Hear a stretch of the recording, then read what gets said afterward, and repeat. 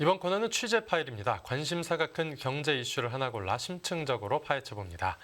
은행이 자금을 조달할 때 주로 활용하는 방식 중 하나가 은행채입니다. 말 그대로 은행이 발행하는 채권인데요. 그런데 작년 강원도 레고랜드 사태 이후로 정부가 은행채 발행을 자제하라고 했다가 최근 들어 제한을 풀어줬는데 이와 관련해 이제 많은 말들이 나오고 있습니다. 관련한 내용 정책금융부 정원 기자와 함께 자세히 알아보겠습니다. 어서 오십시오. 안녕하세요. 네. 자금 시장과 관련해서 은행채 이야기가 많이 거론되고 있는데 이제 어떤 게 문제인 겁니까? 스토리가 조금 있는데요. 말씀하신 대로 은행채는 은행권의 주된 자금 조달 수단 중 하나입니다. 네. 은행들은 보통 은행채를 통해 확보한 자금을 바탕으로 다양한 사업을 영위하고요. 가장 기본이 되는 예적금과 함께 은행채를 어떤 대출 재원 등으로 활용하고 있습니다. 예. 양도성 예금 증서라고 불리는 CD도 발행하긴 하지만 네. 기본적으로는 예적금과 은행채가 주된 골격이라고 보시면 될 것 같은데요. 네. 그런데 문제는 한 1년 전쯤으로 돌아갈 것 같습니다. 네. 지금이 10월 달이니까 정확히 1년 전인 것 같은데요. 시청자분들께서는 지난해 10월 중순께 발생했던 레고랜드 사태를 아마 기억하실 겁니다. 당시 김진태 강원도지사가 레고랜드에 대한 채무 불이행을 선언하면서 네네. 국내 금융시장에도 큰 충격이 있었는데요. 특히나 단기 자금 시장을 중심으로 극심한 침체를 겪었습니다. 당시에 은행채가 아까 홍 기자도 얘기했지만 한전채와 함께 그 시중 자금을 빨아들이는 블랙홀이라는 지적을 받았었는데요. 네. 이 때문에 은행채 발행 한도와 관련한 당국 제재가 시작됐던 겁니다. 당국 제재요. 네. 네. 아시다시피 은행은 좀 기본적으로 신뢰를 깔고 가는 비즈니스 모델 아니겠습니까? 그렇죠. 같은 맥락에서 대부분 은행들은 아마 그 신용 등급을 보면 트리플 A 초우량 신용 등급을 보유하고 있습니다. 네. 이런 점은 어떤 의미냐면 결국 은행채를 찍겠다고 하면 은행채에 일단 기본적으로 좀 수요가 많이 몰린다는 의미거든요. 안전하니까요. 그렇죠. 네. 그러니까 안전자산부터 기본적으로 몰리면서 순차적으로 내려가기 때문에 그래서 은행채가 이런 식으로 좀 많이 나오다 보니까 한전채와 함께 시중의 유동성을 모조리 흡수하기 시작했고 네. 상대적으로 좀 신용 등급이 어려운 기업들 있지 않습니까? 네. 이런 부분들의 자금 조달 환경은 점차 악화했습니다. 이런 기업들 같은 경우에는 투자 수요를 모으지 못하는 것은 물론이고요. 일단 투자 수요를 모으기 위해서는 금리를 기본적으로 높여 잡아야 되고 밴드 상단으로 잡히는 경우도 있고 해서 네. 자금 조달 환경이 크게 악화됐다고 보시면 됩니다. 그러니까 기업 같은 경우에는 회사채를 찍을 때 그 회사채 금리가 올라갔다 그런 거죠. 맞습니다. 네. 맞습니다. 이렇다 보니까 금융당국도 조치를 안 할 수는 없었겠죠. 그래서 은행채를 최대한 일단 발행하지 말라는 자제령을 내리게 됩니다. 네. 이게 은행채 자제령이라고 보통 표현들을 했었는데 시장이 일단 조금 안정화 수준을 밟을 때까지는 좀 기다려달라 이런 권고였던 셈입니다. 예. 비교적 튼튼했던 은행권은 이러한 권고 속에서도 일단은 버틸 수 있다고 당국은 판단했던 겁니다. 네. 특히 은행들을 제외한 타금융권이나 기업들의 유동성 문제가 너무 극심했기 때문에 은행들도 일단 이런 당국의 권고를 수긍하는 모양새를 취했습니다. 근데 당시 은행들이 반발을 안 한 거 보면 상황이 많이 안 좋긴 했나 봅니다. 예, 당시 그리고 내부적으로 호실적도 좀 있었고요. 기본적으로 한두 달은 버틸 수 있다는 분위기가 다 있었거든요. 예. 그래서 실제로 당시 위기가 좀 얼마나 심각했는지를 보려면 은행채 금리가 좀 어떤 식으로 바뀌었는지를 보시면 될 것 같은데요. 예. 레고랜드 사태 직후였던 그러니까 지난해 10월 말 은행채 3년물 금리는 5.2%를 넘기기도 했었는데요. 네. 은행이 자금 조달 원가에만 5%가 넘는 고금리를 물어야 했다는 의미거든요. 예. 지난해 초만 해도 은행채 3년물 금리는 2.1% 수준이었습니다. 네. 그러니까 글로벌 기준금리 인상 기조가 맞물리고 레고랜드 사태가 국내의 어떤 금리 상승을 가속화하면서 10개월 만에 2배가 넘게 금리가 뛴 거죠. 그러네요. 은행들은 근데 또 대출을 할 때 자금 조달 금리에 대비해서 가산 금리를 또 붙이잖아요. 그렇죠. 그렇게 되면 또 이제 이를 받아야 하는 가게나 기업들의 부담은 아마 더 커졌다고 볼 수가 있겠죠. 예. 기본이 5%니까 플러스 네. 알파가 되면 이제 더 높아질 수도 있다. 맞습니다. 그러니까 은행채 공급을 줄이면 은행채 금리가 내려가고 그리고 은행 대출 금리가 내려가고 그리고 회사채 금리도 이제 다 같이 내려갈 거다라는 생각을 정부 쪽이 한 것 같습니다. 네, 그런 기대를 했던 것 같습니다. 네. 그런데 은행들 입장에선 당장에 정부가 은행채를 찍지 말라고 하니까 하기는 하는데 그렇다고 은행 입장에선 자금 조달을 계속 미룰 수도 없는 거 아닙니까? 맞습니다. 이러한 조치들 이후에 은행들도 고민이 컸겠죠. 은행들도 여러 군데가 있기 때문에 시중은행, 지방은행 다 나눠져 있지 않습니까? 예. 견딜 수 있는 체력이나 건전성이나 천차만별인데요. 네. 일단 당국은 그래서 이와 함께 유동성 커버리지 비율 LCR이라는 규제를 유연화하는 조치를 합니다. 보통 이 비율을 맞추기 위해서 은행채를 좀 찍어서 이 비율을 올리는 것들이 은행들의 일반적인 패턴인데 예. 이를 좀 과도하게 찍어야 하는 유인을 좀 줄여주려는 그런 의도였거든요. 예. 근데 하지만 이런 상황에서도 대출 수요 같은 게 느니까 은행들도 기본적으로 자금 조달 수요는 계속 있어 왔고요. 네. 뭐 호실적이나 당국의 뭐 규제 완화 지원 등도 한 수개월 정도 버티는 거에 그쳤고 결국은 자금을 조달해야 하는 시점이 왔습니다. 네. 그래서 은행들은 선택한 방법이 예적금을 늘리는 쪽으로 방향을 바꿉니다. 은행채는 어차피 막혀 있기 때문에 네. 예적금을 늘려서 뭐 자금을 충당하는 방식을 선택하게 되는데요. 네. 결국 은행채의 공백을 메우려는 조치였겠죠. 네. 이 과정에서 근데 문제가 됐던 게 은행들마다 자금을 모으기 위해서 너도 나도 고금리 경쟁을 벌이다 보니까 수신 경쟁이라고 얘기하는 그런 상황이 도래한 겁니다. 수신 금리, 예금 금리를 올리는 경쟁인 거죠. 그렇죠. 네. 수신을 땡기기 위한 뭐 은행들의 경쟁이 발발해서요. 예. 구체적으로 좀 보면 당시 은행권은 예금 금리를 연 5%대까지 높이면서 수신 경쟁을 지속했습니다. 네. 다만 문제는 뭐 예금 금리 인상의 파급 효과도 함께 좀 봐야 된다는 건데요. 네. 결국 예금 금리 인상은 대출 금리 인상으로 또 전가될 가능성이 크고 예. 또 시중은행들에서 예금을 많이 땡겨가게 되면 또 제2금융권에서는 이를 뺏기지 않기 위해서 또 금리를 더 올려야 되는 악순환이 좀 있거든요. 예.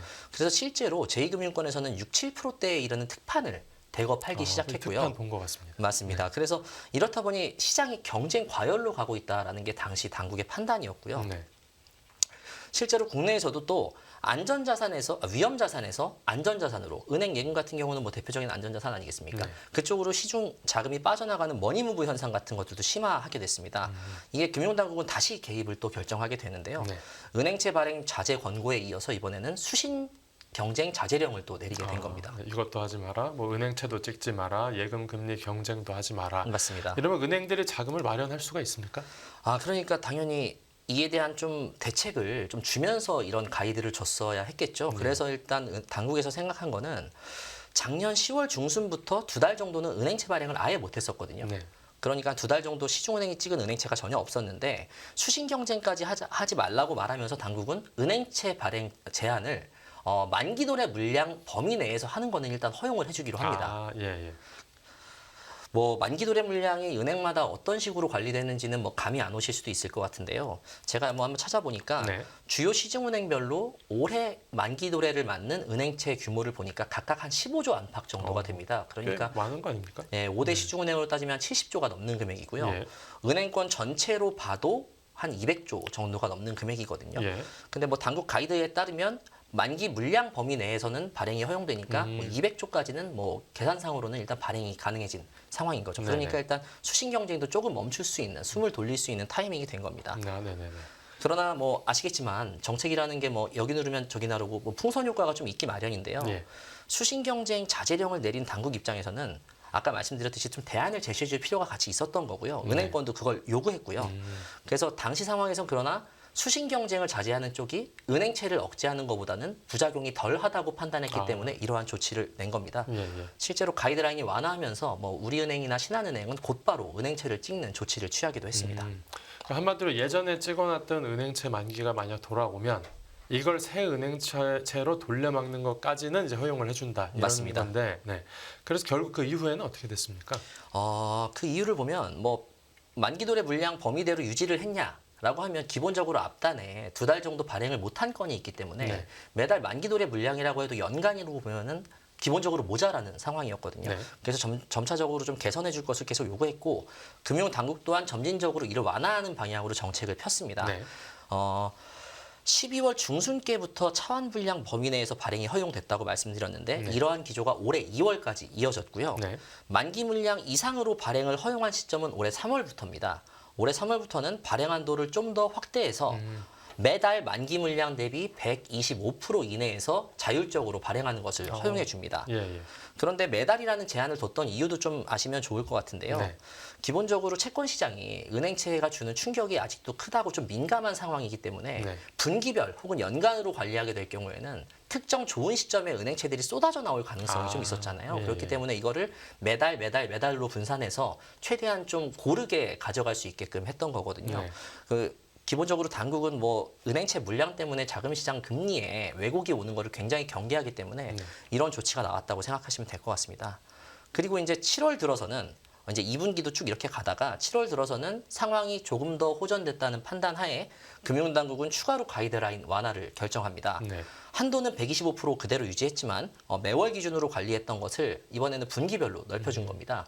그러니까 뭐 은행마다 자금 조달 스케줄이 다 다를 텐데 이런 것들을 좀 보면서 좀 3개월 안에 125% 안에서만 맞춰서 찍을 수 있게 좀 더 탄력적인 운영의 길을 열어줬다고 생각하시면 될 것 같습니다. 네. 이러한 기조는 3분기까지 딱 유지가 됐습니다. 그러니까 작년 10월부터 올해 10월까지 1년 동안에 이제 규제가 점점 완화돼 오다가 최근에는 금융당국이 은행채 발행 한도를 아예 그 폐지를 했다라는 그 소식도 들리는데 그만큼 이제 금융시장 분위기가 개선됐다라고 정부에서 판단한 겁니까? 예, 맞습니다. 우선 당국은 지난 1년가량 적용해왔던 은행채 발행 한도 가이드라인을 올해 4분기부터는 완전히 폐지하기로 했습니다. 이제 네. 다시 자율로 돌아간 거거든요. 예. 하지만 이유는 조금 다른 데 있습니다. 시장 분위기가 확연히 개선돼서 은행채 발행을 허용했다기보다는 100조 원에 이르는 어떤 예적금 재유치 경쟁이 발발할 것을 좀 더 경계하는 데 초점을 맞췄는데요. 예. 앞서 제가 지난해 10월 상황을 말씀드리면서 은행채가 막히자 은행권의 수신 경쟁이 본격화했다고 말씀을 드렸잖아요. 네네. 근데 수신 경쟁 때 끌어모은 단기 예금 같은 것들의 만기가 딱 1년이 됩니다. 아. 그러니까 이것을 갈아타려는 수요부터 해가지고 네. 재유치 경쟁이 다시 발발할 수 있는 것이죠. 그러니까 당국은 은행들이 또 이 자금이 나갈 것에 대비해서 이를 이탈에 대비해 또 금리를 올리고 뭔가 자금을 더 유치하고 이런 가능성의 시나리오가 부작용이 더 클 것으로 보고 이런 것을 원천 차단하는 게 중요하다라고 해서 이런 조치를 한 거고요. 네. 금융권에서는 지금 이 왔다 갔다 할 수 있는 자금의 규모가 100조 원 가량이 되는 걸로 추산하고 있거든요. 예. 아울러 또 보면은 금융당국이 은행채 발행 한도 폐지를 결정하게 된 데는 시장 금리가 또 왜곡되는 현상이 일부 있었던 점도 영향을 줬습니다. 네. 지난 분기까지 125%로 묵혀 있었기 때문에 은행들은 자금을 조달해야 하는데 마땅한 길이 없어서 CD를 좀 적극적으로 활용했어요. 네. CD 발행을 늘리다 보니까 CD 금리가 좀 튀는 현상이 나타났습니다. 네. 그 지난달에만 보면 지난달 초에 한 3.68% 정도 됐던 CD 91일물 금리는 네. 월 말로 오면서 3.83% 정도로 튀거든요. 사실 이런 것들이 은행들이 CD 금리를 늘린 반사 효과라고 좀 볼 수 있는 거죠. 네. 끝으로 질문 하나만 더 드리자면 그래서 은행채 발행이 이번 분기 들어서는 많아졌습니까? 많아졌습니다. 네. 일단 가이드라인이 없어지면서 은행권은 한도에 막혔던 은행채를 좀 자유롭게 발행할 수 있게 됐잖아요. 네. 실제로 빗장이 풀린 이달부터 한 지난 10일까지 보니까 6거래일 정도 되더라고요. 네. 그때 나온 은행채가 6.2조 정도 됩니다. 근데 만기 물량은 한 4조 정도밖에 안 돼요. 그러니까 150% 수준을 찍은 건데 이는 당초 125% 제한보다는 훨씬 상회하는 수치인 거죠. 예, 예.